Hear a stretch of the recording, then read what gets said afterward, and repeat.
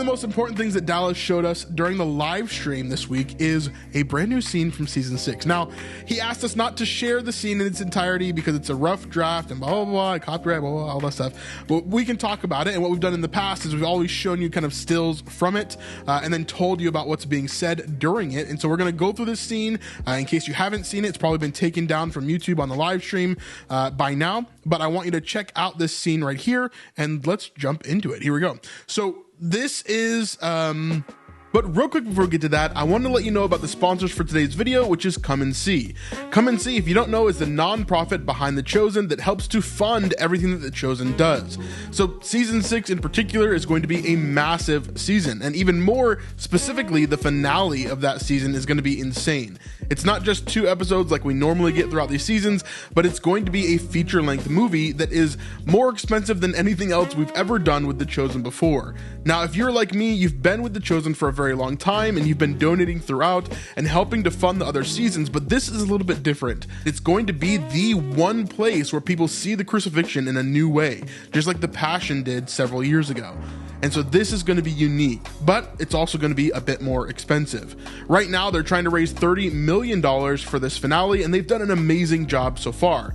They've raised over $21 million, so there's about $8 million and some change that's left over in order for us to raise in order to see this finale come to fruition.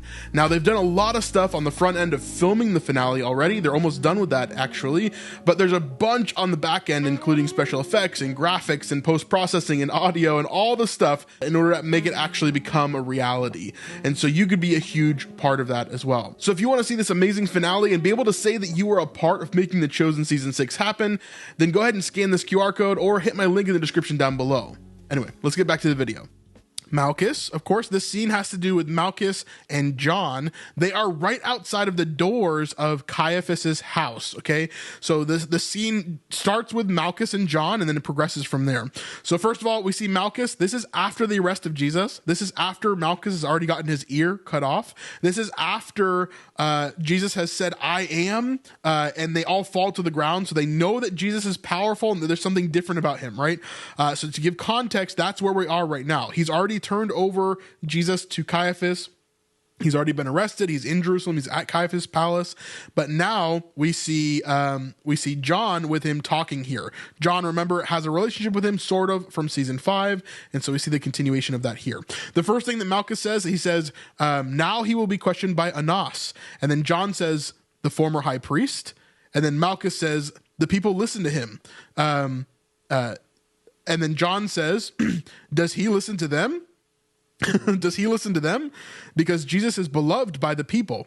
Then Malchus says, well, he was beloved. A lot has changed. Pilate has been made aware of the arrest, and he's trying to stay out of it. But, he sort of can't. John says, so what are you saying? And then Malchus says, I think it's over, John. And so basically what he's saying here is that it's over for Jesus, that Jesus is going to die. Then John says, can't you do something? He healed you. You've seen firsthand. Malchus says, look, if he can do that, maybe he can save himself. And then John says, if he wanted to. So if he can save himself, if he wanted to. Malchus then says, why wouldn't he want to? Then John says, he's here for our salvation, to free us. He's never lifted a finger to defend himself. And then Malchus they pause for a second. Malchus says, I might be able to let you see Jesus before they take him to jail. This is truly the best I can offer. And then maybe after that, but you are on your own, basically is what he's saying. Some of these words are a little bit off. And then Malchus says, are you listening? Let's go, John. And then he's about to basically lead him off towards Caiaphas' house in order to get him into the courtyard. But then Judas arrives, and they see Judas as he pulls up through the window right here. And then Judas says, I will say I'm surprised to basically to see John here. And then John says, you're surprised, because he's obviously incredibly upset at Judas for betraying Jesus. And then Judas says, I'm sure you have a lot of questions. And John says, what? Questions are the last thing on my mind at the moment. And then Judas says, I just need you to know that I love all of you. And John says, love? John is like confused, right? He's like, love? What are you talking about? Like, how could you love us if you're betraying Jesus, right? And then he says, this is for his own good and the good of all of Israel. So he's saying this is for Jesus' own good and for the good of all of Israel. And then he says, this is a momentous day. So Judas is still in the mindset of like, this is a good thing that's happening here. There's something good that's going on here. Then he says, I will give you guys some space, but whatever you do, please keep your voices down. This is Malchus kind of jumping in here. I will give you guys some space, but whatever you do, please keep your voices down.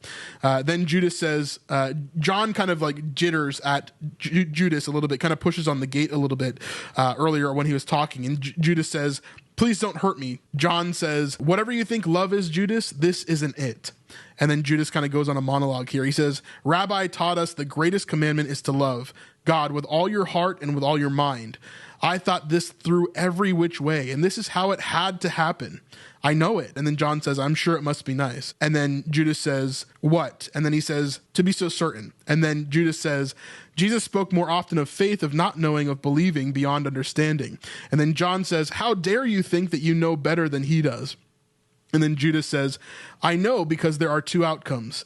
Either he is the Messiah and he will destroy his enemies, or he is not. If he is not, then we both know what he deserves, is to be arrested, and that we should stop wasting our time with him. Then Judas says, but if he is the Messiah, and there's plenty that I still don't know, like the exact moment he'll strike down his enemies, or whether he's waiting just until Rome gets involved, is what Judas is saying here. Remember that moment in the garden when he said, I am, and it knocked everybody to the ground? He could have destroyed them right there and then. But he's waiting for a big moment when everybody's watching, when everybody can see. And then John basically tells him to go away after this moment, like to get out of sight. And then Judas is like, wait, what? What's going on? Malchus says, we'll get you out of here quickly. Malchus basically takes away Judas away from the situation.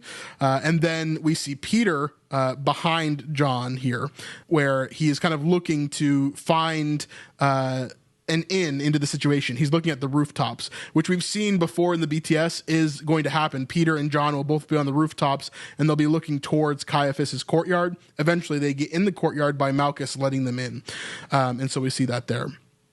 Then John turns around and he says, trust me, you do not want Peter to find you right now. Go. And then he says, but John, and then he says, go again. And then he leaves there. And we see as Judas is taken away by Malchus right at the end here. We see that happening. So yeah, really, really interesting scene for sure. There's going to be a lot of scenes that are going to be very interesting between Judas and the rest of the crew. We know that Judas, of course, betrayed Jesus, but he's also been following them for the past 3 years, like been friends with them for the past 3 years. So there's some connection there as well. Like they don't have all the answers quite yet of exactly what Judas did or how that all pans out. And so it's going to be really interesting to see how it all pans out there. Later on, it's gonna be fun. It'll be interesting to see how Judas gets to the point of, because right now in this scene, for example, he's very determined and aggressive in the fact that he's like, no, this needed to happen. This is a good thing. Jesus is gonna, he's gonna do what he's gonna do. He's gonna become the Messiah, the King, and he's gonna, kind of take out everybody that he wants to take out, and it'll be this amazing thing, right? However, later on, we know that he comes to the conclusion that just was not true, even before Jesus was really crucified. So it's going to be interesting to see how that all pans out there and how they determine that he gets to that end result of, oh, I made a mistake. I've just killed an innocent man sort of thing. And not only that, but maybe he was the Messiah. I don't know. Like, maybe I ruined this whole thing, right? There's got to be that level of depression and anxiety that comes with this whole thing for Judas specifically. So we also see another scene in the behind the scenes of Peter and Judas having interaction. And I wonder what that's going to look like too. So yeah, lots to come in season 6 of The Chosen. Let me know what you thought about this scene in particular here, if you saw it on the live stream or if you're just catching it here with my commentary. So yeah, interesting stuff. We'll see you guys on the next one. Peace.